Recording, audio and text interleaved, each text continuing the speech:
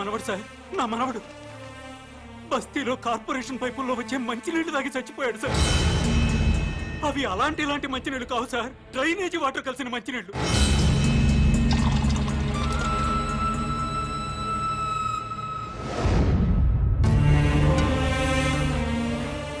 పొద్దున్నే పెద్దవాళ్ళు బాత్రూమ్లకి టాయిలెట్లకి వెళ్తే ఆ పైపుల్లో వచ్చే చండాలం అంతా మేము తాగే మంచినీళ్ల పైపుల్లో కలుస్తున్నాయంటే ఎంత దుర్మార్గమో చూడండి సార్. ఎన్నిసార్లు చెప్పినా అధికారులు పట్టించుకోవట్లేదు సార్. ఈ విషయం మంత్రి గారికి చెప్పడానికి వెళ్తే అపాయింట్మెంట్ కూడా ఇవ్వలేదు సార్ మాకు. మంత్రి గారు ఇంట్లో కూర్చొని తీరిగ్గా క్రికెట్ మ్యాచ్ చూసుకుంటున్నారు సార్. కనీసం మంత్రి గారు ఫోన్లో అయినా దొరుకుతారేమోనని ఫోన్ చేశాం సార్. మంత్రి గారు ఢిల్లీ క్యాంప్కి వెళ్ళారండి, వారం రోజుల తర్వాత వస్తారు. మంత్రి గారి ఫోన్ ఎత్తి మంత్రి గారు ఢిల్లీ వెళ్ళారని చెప్పారు సార్. ఏం చేయాలో తెలియక అధికారులను నిలదీద్దామని వాటర్ బోర్డు ఆఫీస్కి వెళ్ళాం సార్.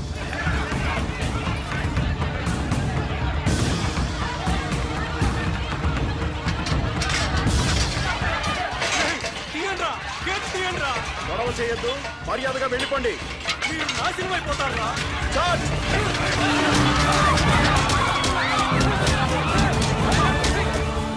చనిపోయిన పిల్లాడి సమాన్ కూడా కొట్టారు సార్.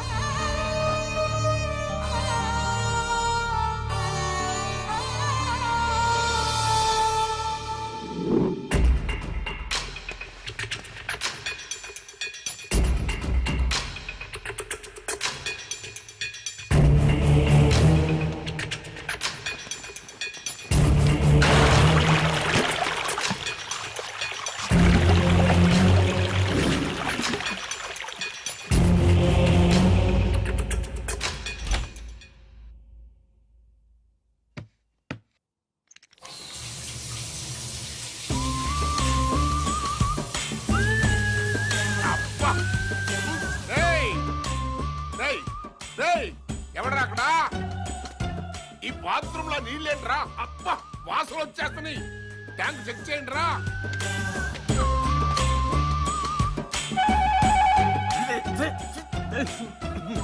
అన్నా, ట్యాంక్ లో డ్రైనేజ్ వాటర్ ఉందన్నా?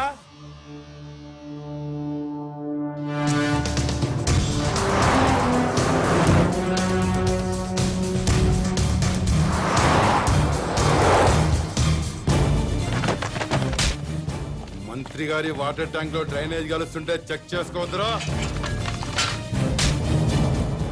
మంత్రి గారు అబ్బాయి సార్.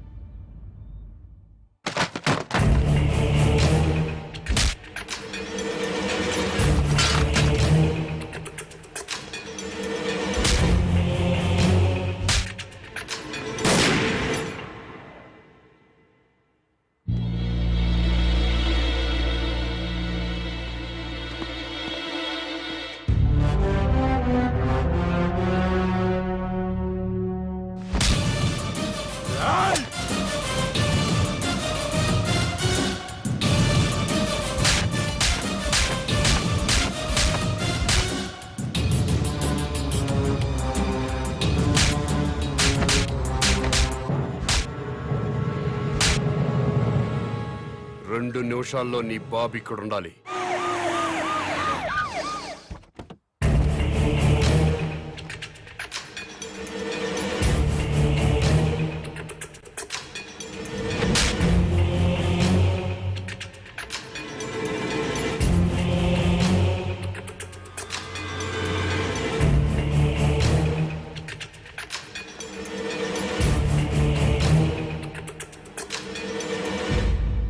ఏం జరిగింది నాన్న? ప్రజలు తాగే మంచినీటిలో డ్రైనేజ్ వాటర్ కలిసింది. తెలిసింది. బాధపడుతున్నా, ఖండిస్తున్నా, దర్యాప్తు జరిపిస్తా, చర్యలు తీసుకుంటా. ప్రభుత్వ నిర్లక్ష్యం వల్ల పసివాడు చనిపోయాడని బాధపడుతున్నారా లేదా? ఎందుకు పన్నండి? నా సొంత బిడ్డ పోయినంత బాధగా ఉంది. నీ ఇంట్లో వాటర్ ట్యాంకులోకి డ్రైనేజ్ వాటర్ వచ్చి కలిసింది. ఆ నీళ్లు మీ ఒంటి మీద పడితేనే మీ మనుషులు ప్రభుత్వ ఉద్యోగులపై దాడి చేశారు. అవే నీళ్లు తాగి ప్రజలు చనిపోతే మీ మనుషులు ఎందుకు స్పందించలేదు? ప్రజలు బాధపడుతుంటే మీరు స్పందించలేదు, కానీ మీకు బాధ వచ్చినప్పుడు మాత్రం వెంటనే ఎందుకు స్పందించారు? తప్ప కాదా? తప్ప కాదా? తప్పే.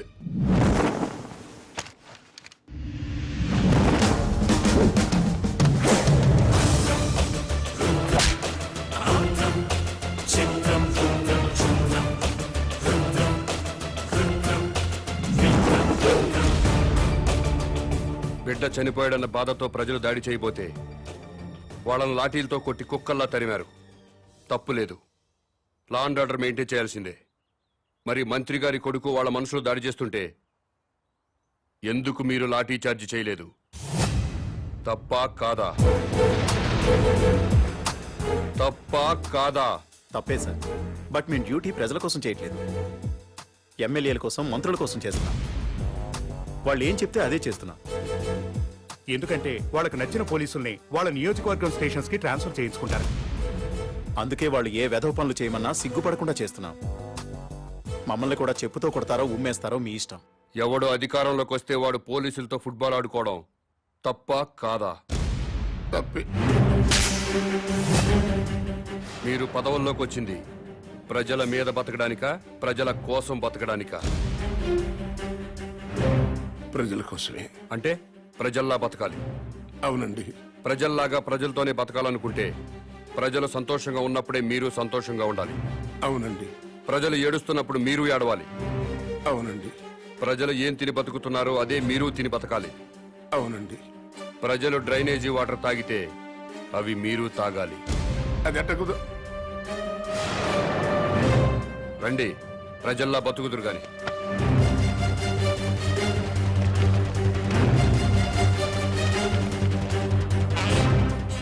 మంత్రి గారికి మంచినీళ్ళు ఇవ్వండి.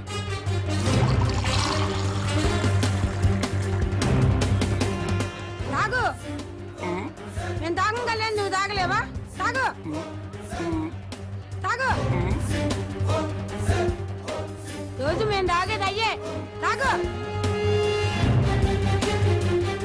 తాగు.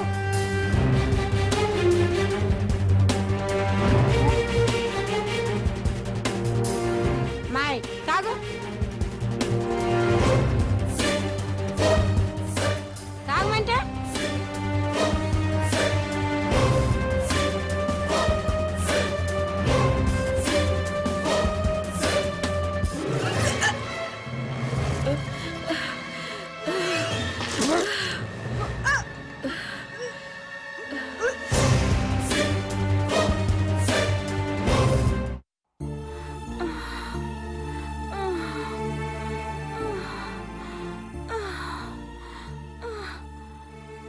నీళ్లు తాగాక బస్తీలో పిల్లోడు చచ్చాడు.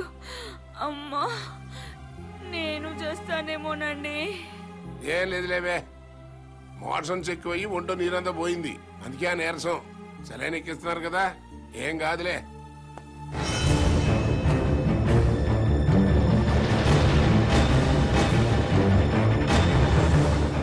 ఏంటిది? ఇటు ఇళ్లలోకి తోసుకొచ్చేటివేనా? మీ ఇళ్లలోకి మేము టెస్ట్ అనుకుంటారా? ఏమనంటే ప్రెస్. మా ప్రైవేట్ జీతాలు ఉండవు. ఉండవు. ఏ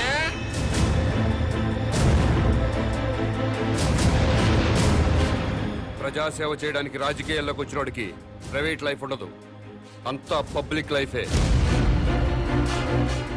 ప్రైవేట్ లైఫ్ కావాలనుకుంటే మంత్రిగా రాజీనామా చెయ్యి, రాజకీయాల నుంచి తప్పుకో, జీవితంలో నీ మొహం చూడం.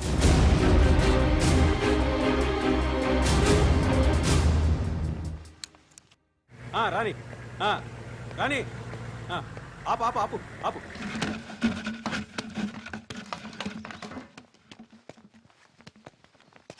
అన్నా, ఇంకో ట్యాంకర్ కావాలేమో మేడం గారిని అడగండి. ఎవరిని మేడం గారు అంటున్నావు? మంత్రి గారి భార్యనండి. బస్తీలో మంచినీళ్లు సప్లై చేసేటప్పుడు బస్తీలో ఉన్న ఆడవాళ్లను ఇలాగే మేడం గారిని గౌరవంగా పిలుస్తావా? ఇలాగే గౌరవంగా పిలుస్తావా అని అడుగుతున్నాను. మీకే చెప్పేది, దున్నపోతలో ఉన్నారు. ఓ అని తోసుకురాపోతే లైన్ లో రావట్లేదా? ముందుకు వచ్చారంటే మొహం బయలుది. వెళ్ళు.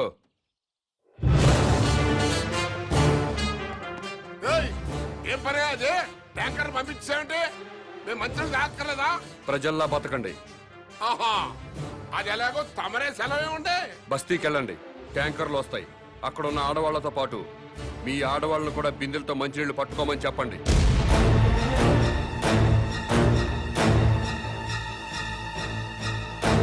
నేను మంత్రి గారి భార్యనండి. బస్తీ ఆడవాళ్ళతో కలిసి మంచిళ్ళ కోసం బిందె పట్టుకొని క్యూలో నిలబడాలా? లేబర్కి మనకి తేడా లేదా డాడీ? వాళ్ళు ప్రజలమ్మా, ఆ మాట వాళ్ళని అనలేం కదా. ఎందుకు అడగకూడదు? వాళ్ళేమైనా మన ఊరికే ఓట్లు వేశారా? కోట్ల రూపాయలు కుమ్మరించాం. 75 లక్షల రూపాయల బ్రాండీలు విస్కీలు తాగి ఓట్లేశారు. ఊరికే వేశారా?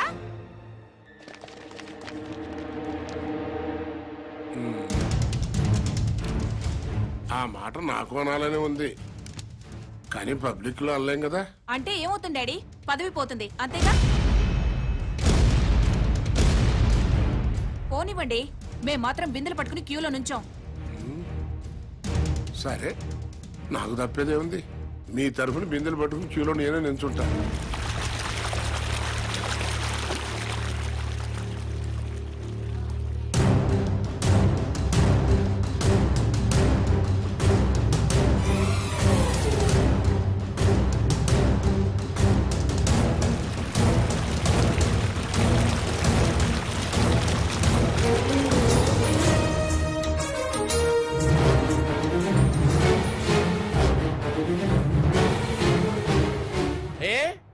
బిందెలతో నిలబడి లైన్లో నీళ్లు పట్టుకోవడానికి ఎందుకు బాధపడుతున్నారు?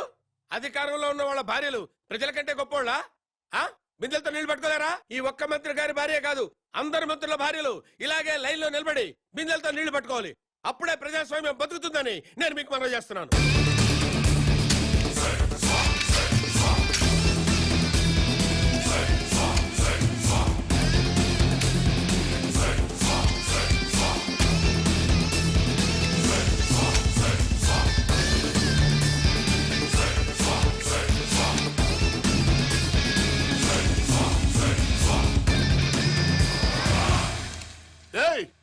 అదేంటయ్యా, బాత్రూమ్లకు తాళాలేస్తున్నాయంటే? మీరు ప్రజల్లా బతకాలి కదండి. ఏంటయ్యా ప్రజలు వాళ్ళలాగా బతకాలంటే మా బాత్రూమ్లకు తాళాలేయాలా? చెంబులు తీసుకుని రోడ్డు మీదకి వెళ్ళండి.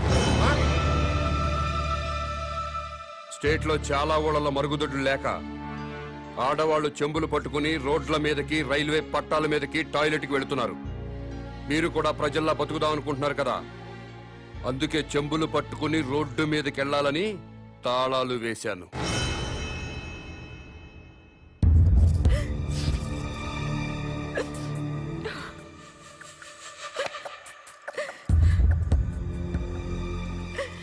ఇంతకంటే చచ్చిపోవడం నయం. ఏంటి డాడీ ఇది? మినిస్టర్ గా మీరేం చేయలేరా?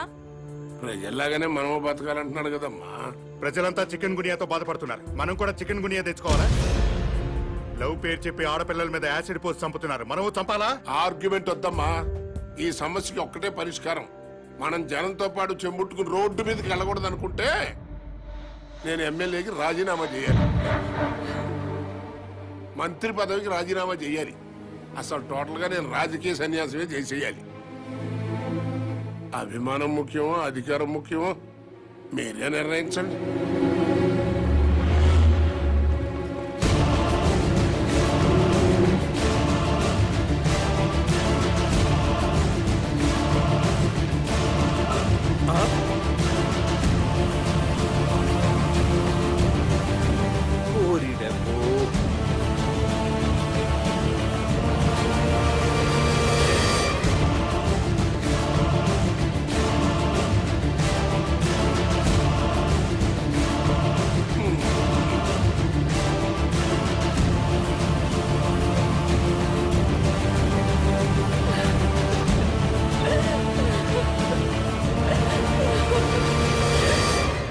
మంత్రి గారు,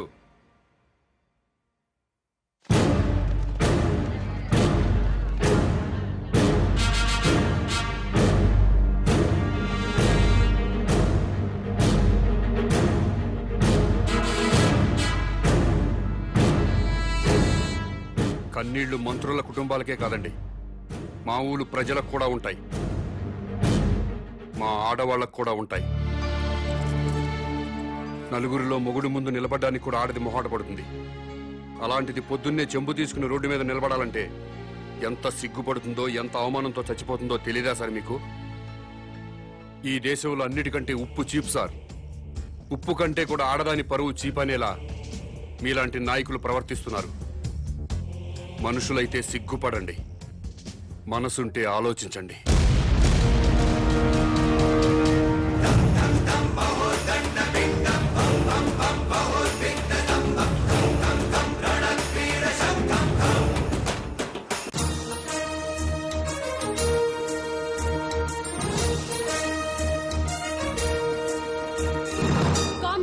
ప్రతిపక్ష నాయకుడు విరుచుకుపడ్డారు. మంత్రి గారి కుటుంబాన్ని అవమానించడం అమానుషమంటూ నిప్పులు చెరిగారు. ప్రతిపక్ష నాయకుడి మాటల్ని లైవ్ లో చూద్దాం. అవునండి, మంత్రి తప్పు చేస్తారు, మీ ఇష్టం వచ్చినట్టు ప్రవర్తిస్తారా? మంత్రి ఫ్యామిలీ ఏం పాపం చేసింది? వాళ్ళని రోడ్డెక్కి అవమానిస్తారా? బాత్రూమ్లకు తాళాలు వేస్తారా? ఆ గవర్నమెంట్ తప్పు చేయదా? తప్పు చేసి అసెంబ్లీకి తాళాలు వేస్తున్నారా? సెక్రటరీ తాళాలు వేస్తారా? అలా మాట్లాడితే కుదరదు. కామన్ మ్యాన్ ని లైన్ లోకి వచ్చి మాట్లాడమనండి.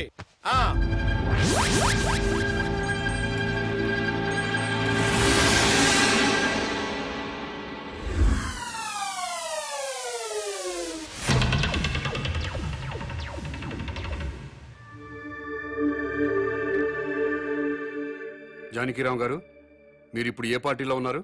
మాతృదేశం పార్టీలో అండి. ఎలక్షన్ టైంలో ఈ పార్టీని వదిలి ఇంకో పార్టీలోకి వెళ్ళినట్టున్నారు. అవునండి. ఏ పార్టీ సార్ అది? స్టార్ పార్టీలోకి జంప్ అయ్యాను సార్. దేనికి మారారు సార్? ఆ పార్టీ అధినేతకి ప్రజాబలం ఉంది, యూత్ బలం ఉంది, కొత్త పార్టీ. పైగా నేను సీనియర్ మోస్ట్ మెంబర్ ని, మినిస్టర్ కొట్టే అవకాశం కూడా ఉంది. అధికారంలోకి డెఫినెట్ గా వస్తుందని నమ్మకంతో చేరాను సార్. స్టార్ పార్టీలో జాయిన్ అయినప్పుడు ఆ పార్టీని ఆ పార్టీ అధ్యక్షుడిని ఏదో పొగిడినట్టున్నారు. ఎస్, పొగిడాను. స్టార్ పార్టీలో సామాజిక న్యాయం ఉంది, అవినీతిపై పోరాటం ఉంది, ప్రజలపై ఆరాటం ఉంది. పార్టీ అధ్యక్షుడు నీతిమంతుడు. మాతృదేశం పార్టీ నుంచి బయటకు వచ్చినప్పుడు ఆ పార్టీని ఆ పార్టీ అధ్యక్షుడిని ఏదో తిట్టినట్టున్నారు. తిట్టాను. మాతృదేశం అంతా వన్ మ్యాన్ షో సార్. అక్కడ ఆయన ఒక్కడే కింగ్ సార్. అందుకే బయటకు వచ్చాను సార్. సీనియర్లకు విలువ లేదు, జూనియర్లకు తావు లేదు, వెన్నుపోటు రాజకీయాలు. ఎలక్షన్ తర్వాత స్టార్ పార్టీ నుంచి ఎందుకు బయటకు వచ్చారు సార్?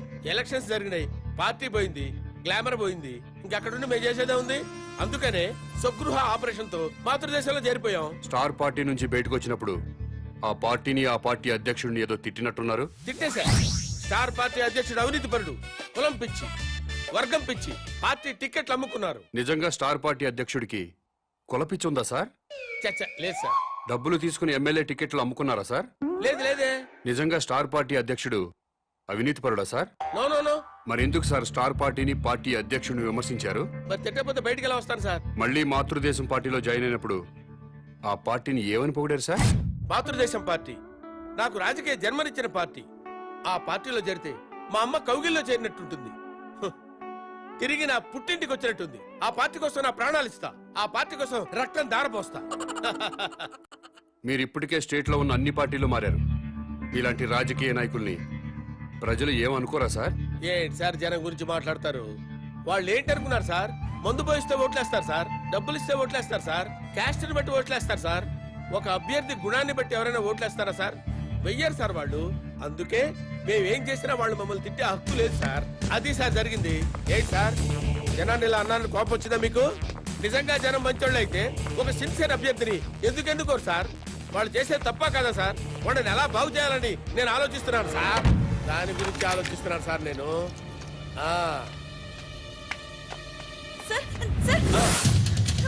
అమ్మా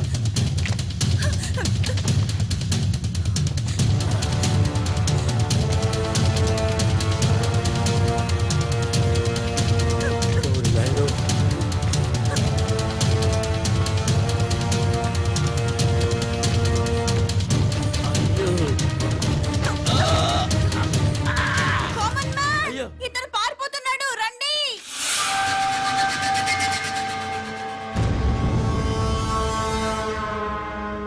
కామన్ మ్యాన్ కిడ్నాపర్ కాదా? కామన్ మ్యాన్ కిడ్నాపర్ కాదు, నా ఫ్రెండ్. ఇదంతా డ్రామా. డ్రామానా?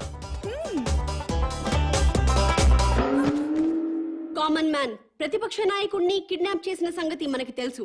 అయినా కామన్ మ్యాన్ సిటీలో దర్జాగా తిరుగుతున్నాడు. అరెస్ట్ చేయడం పక్కన పెడితే కనీసం కామన్ మ్యాన్ ని అడిగే సాహసం చేయలేకపోయింది ప్రభుత్వం.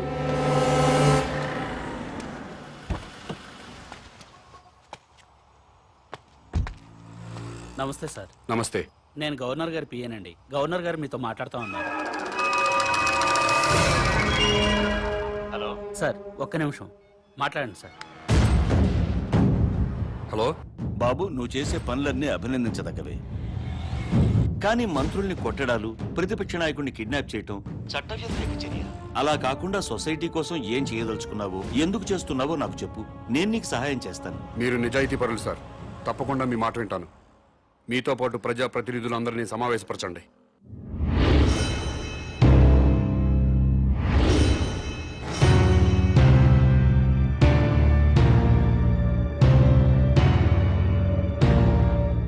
నీకేం కావాలి? నాకేం అక్కర్లేదు. మరెవరికి కావాలి? రాజకీయాల్లో సిస్టమ్ ఉండాలి. ఎలాంటి సిస్టమ్? భక్తుల కోసం తిరుపతి కొండపై ఉన్న సిస్టమ్. నువ్వు తాగుబోతువా తిరుగుబోతువా, రౌడీవా గోండావా అన్నది మాకు అనవసరం. తిరుపతి కొండపైకి ఎక్కాలంటే మాత్రం భక్తుడిగా మారాలి. కొండపై ఉన్నంతసేపు తాక్కూడదు, తిరగకూడదు. ఎలాంటి తప్పుడు పనులు చేయకుండా భక్తితో ఉంటూ భక్తుడిలాగా కొండ దిగిపోవాలి. కొండ దిగాక మీ ఇష్టం. ఆ సిస్టమ్ ప్రజలంతా ఫాలో అవుతున్నారు కాబట్టే తిరుమల కొండని వందల సంవత్సరాల నుంచి పవిత్రంగా ఉంచుతున్నారు. అలాంటి సిస్టమ్ రాజకీయాల్లో లేదు. రౌడీలు, గూండాలు, భూకబ్జాదారులు, ఫ్యాక్షనిస్టులు, అవినీతి పరులు రాజకీయాల్లోకి వచ్చేస్తున్నారు. రాజకీయాల్లోకి వచ్చాక కూడా గూండాల్లా ప్రవర్తిస్తున్నారు. ఫ్యాక్షనిజం వదలలేదు, భూకబ్జాలు మానలేదు, అవినీతి పనులు చేస్తూనే ఉన్నారు. దాని మూలంగా సొసైటీ మొత్తం నాశనం అయిపోయింది. డబ్బులు పెట్టుబడి పెట్టాల్సిన వ్యాపారంలో కానీ రాజకీయాల్లో కాదండి. ప్రజాసేవ చేయడానికి డబ్బులు ఖర్చు పెట్టుకుని ఓట్లు కొనాలండి? ప్రజలతో బ్రాందీలు విస్కీలు తాగించాలండి? ఎలక్షన్లో డబ్బు సారా ఖర్చు పెట్టకుండా నిజాయితీగా కేవలం ప్రజల ప్రేమతో గెలిచి ఎమ్మెల్యే అయిన వాళ్ళ పేర్లు ముచ్చటగా 3 పేర్లు చెప్పగలరా?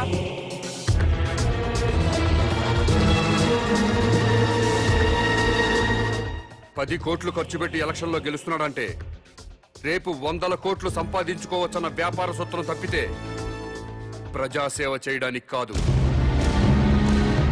అందుకే రాజకీయాల్లో సిస్టమ్ ఉండాలి. ఎలాంటి సిస్టమ్ ఉంటే రాజకీయాలు బాగుపడతాయో నువ్వే చెప్పు. ఎలక్షన్లో ఎమ్మెల్యేగాను ఎంపీగాను నిలబడ్డవాడు ఎలక్షన్ కమిషన్ ఆధ్వర్యంలో రాష్ట్ర రాజధానిలోనే ఉండాలి. నామినేషన్లు వేశాక ఓట్లు అడగడానికి ప్రజల మధ్యకి వెళ్ళడానికి వీల్లేదు. ఇంటింటికి తిరగడానికి వీల్లేదు. పాదయాత్రలు, ఊరేగింపులు ఉండడానికి వీల్లేదు. మీటింగులు, స్పీచులు ఇవ్వడానికి వీల్లేదు. పార్టీ జెండాలు పట్టుకుని ఏ పార్టీ కార్యకర్త ప్రచారం చేయడానికి వీల్లేదు. ఎలక్షన్లో నిలబడ్డ పార్టీల గురించి, పార్టీ అభ్యర్థుల గురించి టీవీల ద్వారా, పత్రికల ద్వారా ప్రజలకు ఎలక్షన్ కమిషనే తెలియజేయాలి. అది చూసి జనం వాళ్ళకి నచ్చిన వాళ్ళకే ఓట్లేసుకుంటారు. తెలీదా? మేము ప్రజల్లోకి వెళ్ళకపోతే మా పార్టీ సిద్ధాంతాలు ఓటర్లకు ఎలా తెలుస్తాయా? పాదయాత్రలు చేసుకుంటూ ఇల్లు తిరిగి ప్రచారాలు చేసుకోకపోతే మా పథకాలు, మా వాగ్దానాలు ప్రజల్లోకి ఎలా చొచ్చుకుపోతాయని. ఊరేగింపులు లేకుండా, మీటింగ్లు లేకుండా, కార్యకర్తలు జెండాలు పట్టుకోకుండా ఎలక్షన్ ఎలా చేస్తామండి? అసలు మేమే ఎమ్మెల్యే అభ్యర్థులమని జనానికి ఎలా తెలుస్తుంది? మీరు ఇల్లు తిరిగి ప్రచారం చేయకపోతే మీ పార్టీ సిద్ధాంతాలు ప్రజలకు తెలియవా? తెలీదు. ప్రభుత్వ ఆరోగ్యశ్రీ పథకం పెట్టింది. వైఎస్ఆర్ గారు ఇల్లు తిరిగి ప్రచారం చేశారు. ఆరోగ్యశ్రీ పథకం పెట్టామని టీవీల్లోనూ పత్రికల్లోనేగా ప్రకటించింది. ప్రజలందరికీ తెలియలేదా? ఆసుపత్రికి వచ్చి వైద్యం చేయించుకోవడం లేదా? ఎన్టీ రామారావు గారు 2 రూపాయలకే కిలో బియ్యం పథకం ప్రవేశపెట్టారు. 2 రూపాయలకే కిలో బియ్యం ఇస్తున్నామని ఇల్లు తిరిగి ప్రచారం చేశారా? పత్రికల్లోనేగా ప్రకటించారు. రాష్ట్రం మొత్తం తెలియలేదా? ప్రభుత్వ పథకాలన్నీ టీవీలు, పత్రికల ద్వారా ప్రజలకు తెలియంగా లేంది మీరే ఎలక్షన్లో నిలబడ్డ అభ్యర్థులని ప్రజలకి తెలియదా? ఆ సంగతి మీకు తెలియదా? తెలుసు. అయినా మీరు ఎలక్షన్లో జనం మీద పడతారు. ఎందుకంటే ఓట్ల కోసం డబ్బులు పంచాలి. జనానికి కులం పిచ్చి, మతం పిచ్చి ఎక్కించాలి. మీకు ఓట్లేరు అన్న వాళ్ళపై పోలీసు కేసు పెట్టి వేధించాలి. హత్య రాజకీయాలు చేయాలి. ప్రాణాలు తీయకుండా ప్రజాస్వామ్యాన్ని ఎన్నాళ్ళు హత్య చేస్తారు? ఆ హత్యల్లో ఎన్నాళ్ళు ప్రజల్ని భాగస్వాములను చేస్తారు? నోటి మాటతో వేయాల్సిన ఓటుకి 1000 కోట్లు ఎందుకు ఖర్చు పెడుతున్నారు? గెలిచాక మళ్ళీ 1000 కోట్లు ఎందుకు సంపాదిస్తున్నారు? ఈ మోసం జరగకుండా ఉండాలంటే నేను చెప్పిన సిస్టమ్ పెట్టి తీరాల్సిందే. భారతదేశం బాగుపడాల్సిందే. లేదా ప్రతిపక్ష లీడర్ కిడ్నాప్ అయినట్టు ముఖ్య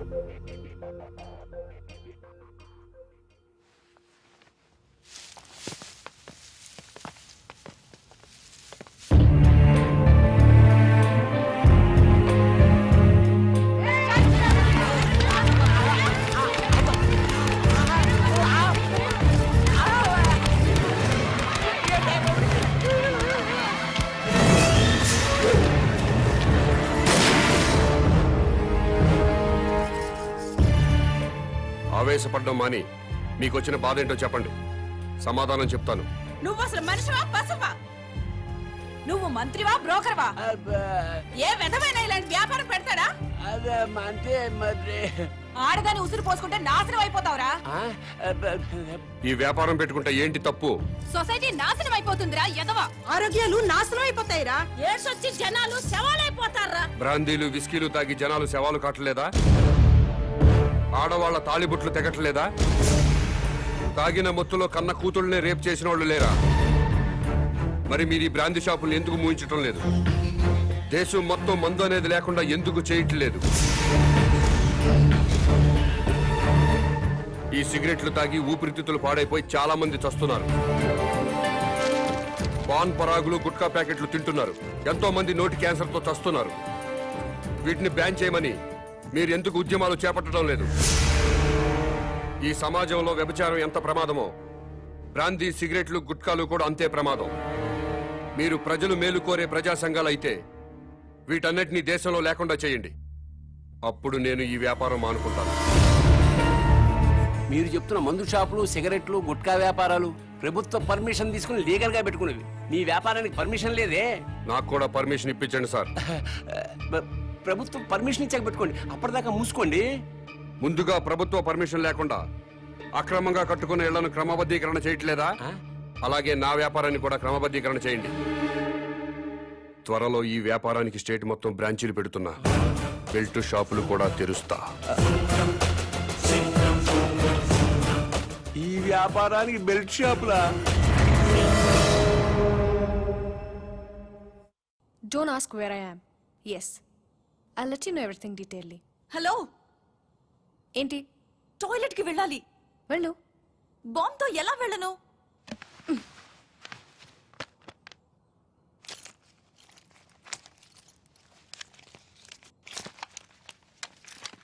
జాగ్రత్త. Be careful. యా. బాంబ్.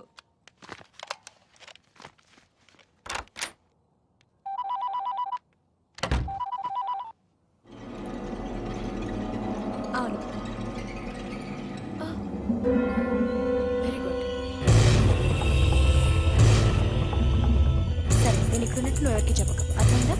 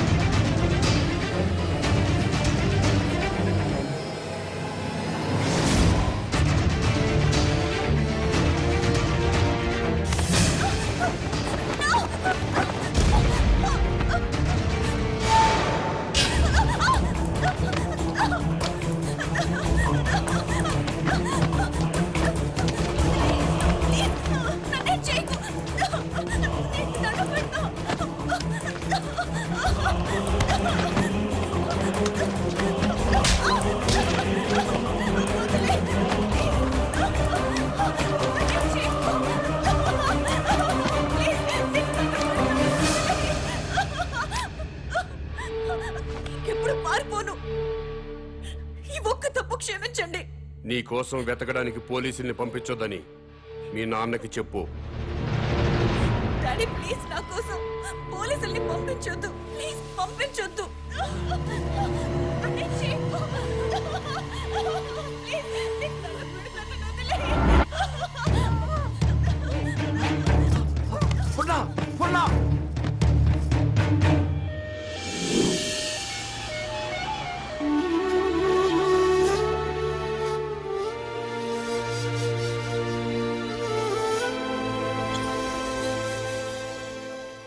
వాడి డిమాండ్స్ ఏమిటో తెలిసిన తర్వాత మూవ్ అవుదాం. అప్పటి వరకు అమ్మాయిని గురించి వెతకటం మానేయండి. అలాగే సార్. కూతురు కిడ్నాప్ అయిందన్న ఆందోళనతో సీఎం గారు అలా చెప్పుంటారు. కనీసం కామన్ మ్యాన్ అనేవాడు ఎవడో తెలుసుకోవటం మన డ్యూటీ. వాడిని ఫాలో అవ్వండియ్యా. ముఖ్యమంత్రి గారమ్మాయి కిడ్నాప్ ఉదంతం రాష్ట్ర రాజకీయాలని కుదిపేస్తోంది. కిడ్నాపర్ ని పట్టుకోలేకపోవడం సిగ్గుచేటని ప్రతిపక్షాలు దుమ్మెత్తిపోస్తున్నాయి. ఈ విషయం గురించి చర్చించడానికి మంత్రి లోకేశ్వరరావు, ప్రతిపక్ష నాయకుడు జానకిరాం లైవ్ లో సిద్ధంగా ఉన్నారు. మంత్రి గారు నమస్తే. నమస్తే. చెప్పు దీప్తి. ముఖ్యమంత్రి గారి కూతురి కిడ్నాప్ గురించి మీతో మాట్లాడడానికి ప్రతిపక్ష నాయకులు జానకిరాం ఫోన్ లైన్ లో సిద్ధంగా ఉన్నారు. ఏం మాట్లాడతాడంట? మాట్లాడమను. మానభంగం జరుగుతుంది ఒక ఆడ కూతురు కాదండి, ఒక రాష్ట్రానికి, ఒక ప్రభుత్వానికి, ఒక అసమర్థతకి. నీ బాధ చూస్తాంటే ఆ మానభంగం నీకు జరిగిందనుకుంటున్నా. రాష్ట్రంలో 1,00,000 మంది పోలీసులు ఉన్నారు, ఒక కిడ్నాపర్ ని పట్టుకోలేరండి. మీరు ప్రభుత్వంలో ఉన్నప్పుడు కిడ్నాపులు జరగలేదా? మానభంగాలు జరగలేదా? భూకంపాలు జరగలేదా? వాళ్ళందరినీ పట్టుకున్నారా? చెప్పోయా. Hello hello. ఈ హలో హలో డ్రామాలు చాలా చూసాం గానీ పాయింట్ కి రా. హలో మైక్ మైక్ పని చేయటం లేదు. నీకేం పని చేయవని మాకు తెలుసు గానీ ఓ పని చెయ్యి. నిన్ను ఒక వారం రోజులు ముఖ్యమంత్రిని చేస్తాం. కిడ్నాప్ అయిన ముఖ్యమంత్రి కూతురుని తీసుకొస్తావా? నువ్వు తీసుకొస్తే మేము రాజకీయ సన్యాసం చేస్తాం, లేకపోతే నువ్వు రాజకీయ సన్యాసం చేస్తావా? చెప్పు. చేస్తాను. నన్ను ముఖ్యమంత్రి చేయండి. నువ్వు కూడా సీఎం అయిపోదామనే ఏంటి? ఎలసలు గెలకుండానే 24 గంటల కల్లా గంటలో అమ్మాయి నేను ఇక్కడ తీసుకొస్తాను, లేకపోతే నా రాజకీయ జీవితానికి కరెంట్ ఇప్పుడే పోవాలా? అమ్మ టైం అంటూ లేదురా, ఎప్పుడు తీసేస్తున్నారు. ఏ ప్రభుత్వం అయినా కావాలని పవర్ కట్ చేయదు బ్రదర్. రాష్ట్రంలో అందరి అవసరాలు తీర్చాలి కదా. పవర్ ఉన్నంతలో రైతులకు ఇవ్వాలి, ఇండస్ట్రీలకు ఇవ్వాలి, గ్రామాలకు అందించాలి. కాబట్టి కరెంటు పోయినప్పుడల్లా ప్రభుత్వాన్ని తిట్టుకోవడం కరెక్ట్ కాదు బ్రదర్. Good night.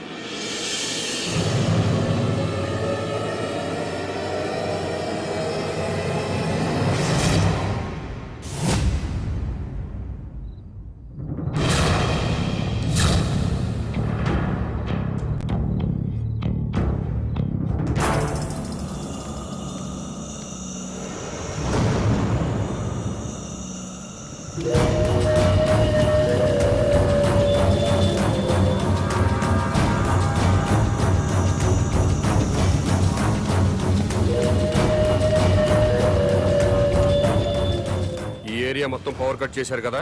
అవును సార్. మరి సెంటర్ లో ఉన్న మంత్రి గారింటికి పవర్ ఎందుకు కట్ చేయలేదు? కట్ చేశాం సార్, బట్ మంత్రి గారింటికి జనరేటర్ ఉంది.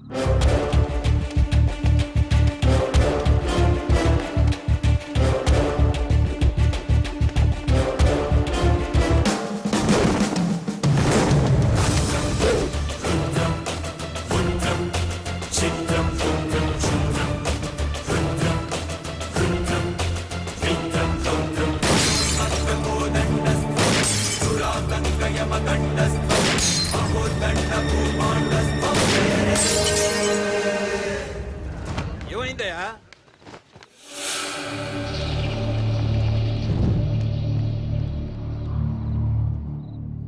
ఎవడండి వీడు? చీఫ్ మినిస్టర్ కూతుర్ని కిడ్నాప్ చేసింది వీడే.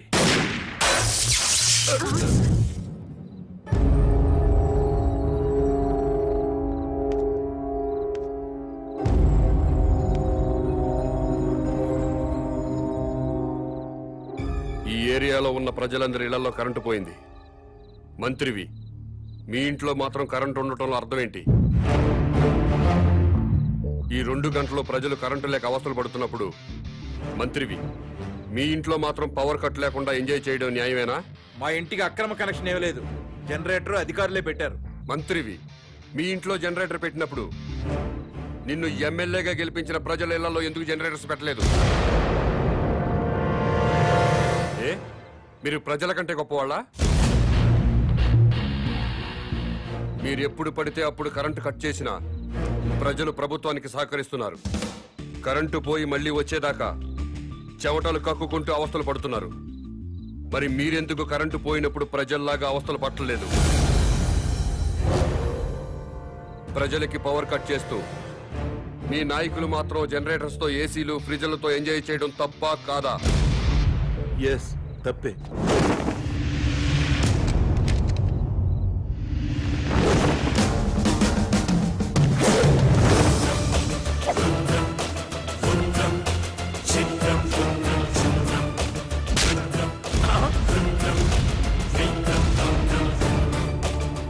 ప్రజల్లా బతకండి, ప్రజల కోసం బతకండి. ప్రజలు నవ్వినప్పుడే మీరు నవ్వండి, ఏడ్చినప్పుడు మీరు ఏడవండి. ప్రజలు బాధలు పడుతున్నప్పుడు ఆ బాధలు పంచుకుంటూ సేవ చేసినప్పుడే ప్రజాసేవకి అర్థం సార్.